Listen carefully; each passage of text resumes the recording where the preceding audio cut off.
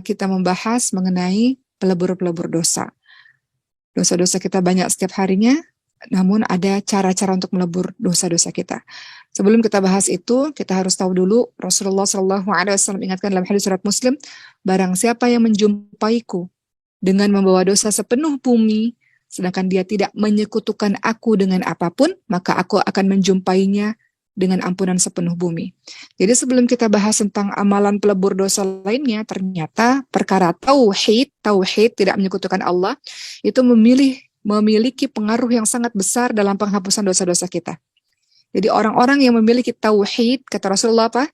Barang siapa yang menjumpaiku dengan membawa dosa sepenuh bumi, dosanya sangat banyak, sedang dia tidak menyekutukan Allah, dia punya tauhid, tidak menyekutukan Allah, maka aku akan menjumpainya dengan ampunan sepenuh bumi pula. Ya, jadi di sini kita lihat bahwa tauhid itu membawa peranan yang sangat luar biasa. Seberapa besar pun dosa yang engkau miliki, saat engkau tidak berbuat syirik, maka engkau terbuka kesempatan untuk mendapatkan ampunan dari Allah Subhanahu wa Ta'ala. Apa kata Rasulullah dalam hadis riwayat Muslim? Pintu-pintu surga dibuka pada hari Senin dan Kamis. Setiap hamba yang tidak menyekutukan Allah dengan suatu apapun, maka dia akan diampuni dosanya. Kecuali seseorang yang bermusuhan dengan saudaranya, maka dikatakan tangguhkanlah dua orang ini sampai mereka berdamai. Hadis riwayat Muslim. Jadi pintu-pintu surga itu dibuka pada hari Senin dan Kamis. Makanya banyak orang-orang yang senang puasa Senin Kamis, termasuk Rasulullah juga ingin sekali pada saat amal-amal diangkat, pada saat atau pintu surga dibuka ya, pada saat kita sedang berpuasa. Jadi dikatakan dalam hadis riwayat Muslim, pintu-pintu surga dibuka pada hari Senin dan Kamis. Setiap hamba yang tidak menyekutukan Allah dengan suatu apapun, maka dia akan diampuni dosa-dosanya. Kecuali orang-orang yang bermusuhan, dikatakan tangguhkanlah dua orang ini sampai berdamai. Maka jangan sampai kita bermusuhan berlama-lama karena akan ditangguhkan ya amal-amal kita ini, teman-teman sekalian ya. Maka kita bisa lihat ternyata amalan pelebur dosa yang akan kita bahas, namun yang paling awal adalah tauhid. Sepanjang engkau adalah orang yang beriman, sepanjang engkau tidak menyekutukan Allah, sepanjang engkau memiliki iman di hatimu walaupun sebiji zarrah, maka Allah akan mengampuni dosa-dosamu dan akhir dari hidupmu nantinya adalah syurganya Allah Subhanahu wa Ta'ala. Baik, mari kita bahas sekarang tentang tema kita pada hari ini, amalan-amalan pelebur dosa. Pertama tentu adalah taubat. Taubat setiap hari, teman-teman semua, taubat. Dalam surah Az-Zumar ayat 53, apa kata Allah Subhanahu wa Ta'ala? Dalam surah Az-Zumar 53, Allah Subhanahu wa Ta'ala berfirman, A'udzubillahi minasyaitonir rajim. Qul ya ibadiyalladzina asrafu 'ala anfusihim la taqnatu min rahmatillah. Innallaha yaghfiru dzunuba jami'a innahu huwal ghafurur rahim. Surah Az-Zumar 53, surah yang sering sekali umat ulang-ulang dalam pembahasan taubat dan jangan berputus asa dari rahmat Allah. Apa kata Allah dalam surah Az-Zumar ayat ke-53? Maaf sebentar. Kata Allah Subhanahu wa Ta'ala, ya. Dalam surah Az-Zumar 53, teman-teman nanti buka dan teman-teman tadabbur lagi Qur'annya. Kata Allah, wahai hamba-hambaku yang melampaui batas, yang dosamu sudah sangat banyak, jangan kamu berputus asa dari rahmat Allah, jangan berputus asa dari kasih sayang Allah. Sesungguhnya Allah mengampuni semua dosa-dosamu. Allah Maha Pengampun, Allah Maha Penyayang. Allah menjanjikan Allah mengampuni dosa-dosamu, karena syaitan itu biasanya akan memberikan atau membisikkan was-was di hati kita, teman-teman sekalian. Syaitan itu akan mengatakan jangan bertobat kepada Allah, dosamu sudah terlalu banyak, kata syaitan. Kata syaitan, jangan engkau berkumpul bersama dengan orang-orang saleh, tidakkah engkau malu? Engkau berusaha dekat kepada Allah sementara engkau adalah seorang ahli maksiat, engkau adalah seorang munafik. Jadi setan itu memberikan was-was kepada diri kita. Jangan masuk rumah tahfidz, jangan masuk masjid al-hufat misalnya. Engkau tuh punya masa lalu yang buruk, engkau tuh orang yang munafik dan sebagainya. Padahal kata Allah Subhanahu wa Ta'ala dalam surah Az-Zumar 53, jangan putus asa. Gak ada orang yang suci, gak ada, teman-teman semua. Semua kita punya dosa yang Allah sudah tutupi dan kita mau jadi orang yang lebih baik.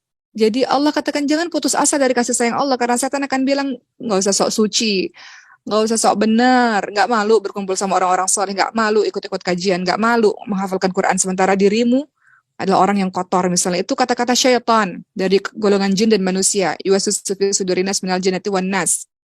Tapi Allah Subhanahu wa Ta'ala berfirman dalam surah Az-Zumar 53, jangan putus asa dari kasih sayang Allah karena Allah mengampuni semua dosa, itu kata Allah.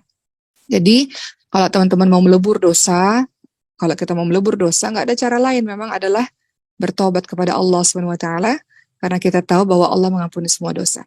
Teman-teman lihat juga dalam surah At-Taubah ayat ke-104. Ada banyak sekali firman Allah yang menerangkan bahwa Allah mengampuni dosa-dosamu. Kenapa harus putus asa? Kenapa harus terus lari daripada Allah? Kenapa harus malu kepada Allah? Allah menunggu taubatan dari kita. Dalam surah At-Taubah ayat 104 kata Allah, A'udzubillahi minasyaitonirrajim, Alam ya'lamu anna Allah huwa yaqbalu taubata 'an 'ibadihi wa ya'khudhu as-shadaqati wa anna Allah huwa tawwabur rahim. Dalam surah At-Taubah 104 kata Allah, tidaklah mereka mengetahui bahwasanya Allah Subhanahu wa taala menerima taubat dari hamba-hambanya dan menerima zakat, dan bahwasanya Allah Maha penerima taubat lagi Maha penyayang. Dan banyak dalil-dalil lainnya yang menerangkan Allah menerima taubat kita. Dalam surah Asy-Syura ayat ke-25 juga dikatakan demikian, dan dialah yang menerima taubat dari hamba-hambanya dan memaafkan kesalahan-kesalahan. Jadi jangan pernah engkau berputus asa dari rahmat Allah. Ada satu kisah yang menarik yang Umar sering ceritakan. Kisah ini bagus sekali. Di zamannya Nabi Musa alaihissalam. Pada saat itu Nabi Musa alaihissalam dan kaumnya mengalami masa pancaklik yang sangat luar biasa. Kemudian Nabi Musa alaihissalam meminta seluruh kaumnya untuk berdoa di tengah lapangan, berdoa kepada Allah Subhanahu wa taala, meminta agar hujan turun.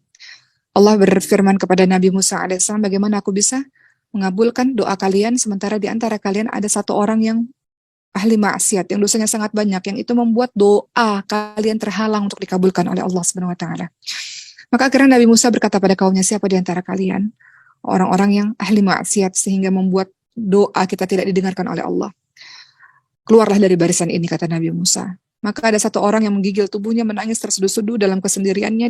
Dia menunduk, dia katakan, gak mungkin aku keluar dari barisan ini. Kalau aku keluar, orang-orang akan tahu bahwa aku adalah ahli maksiat dan aku akan sangat malu. Maka orang itu berkata kepada Allah, ya Allah, akulah sang ahli maksiat itu, aku bertobat kepadamu ya Allah, dan aku sangat malu wahai Allah dengan apa yang aku lakukan. Tiba-tiba Allah Subhanahu wa taala menurunkan hujan, teman-teman semua. Sampai kemudian kata Nabi Musa, kenapa engkau kabulkan doa kami ya Allah, sedangkan belum ada satu orang pun yang keluar dari barisan ini. Kata Allah Subhanahu wa taala, orang itu telah bertobat kepadaku. Kata Nabi Musa, siapa orang itu ya Allah? Kata Allah Subhanahu wa taala, tidak mungkin aku memberitahunya kepadamu. Allah Maha menutupi aib, Allah Maha menutupi dosa-dosa, teman-teman semua, dan Allah mengabulkan atau mengampuni dosa-dosa apapun yang kita lakukan. Sampai-sampai tadi kisahnya Nabi Musa, orang tersebut berkata, nggak mungkin aku mengaku bahwa aku berdosa di hadapan semua manusia, malunya aku. Maka orang ini bertobat langsung kepada Allah, dan dengan tobatnya itu, maka Allah mengabulkan doa-doa dari kaumnya. Allah mengampuni semua dosa, apapun yang kau lakukan, kembali kepada Allah setiap hari, setiap hari. Setiap hari ada waktu sepertiga malam terakhir untuk kau menangisi dosa-dosamu. Setiap hari, setiap saat kau bisa sholat 2 rakaat untuk melakukan sholat taubat terhadap dosa-dosa yang kita lakukan. Maka amalan pelebur dosa tidak ada cara lain adalah bertaubat kepada Allah Subhanahu wa taala. Taubatan nasuha. Taubatan nasuha itu apa? Berhenti dari maksiat, menyesal dalam melakukan dosa-dosa, dan kemudian melakukan kebaikan-kebaikan untuk menutupi kesalahanmu di masa lalu. Itu taubatan nasuha. Kedua, amalan pelebur dosa berikutnya adalah istighfar, meminta ampun kepada Allah Subhanahu wa taala. Apa kata Rasulullah sallallahu alaihi wasallam? Jika seorang hamba berbuat dosa, lalu dia berkata, wahai Allah, aku betul-betul berbuat dosa, maka ampuni aku.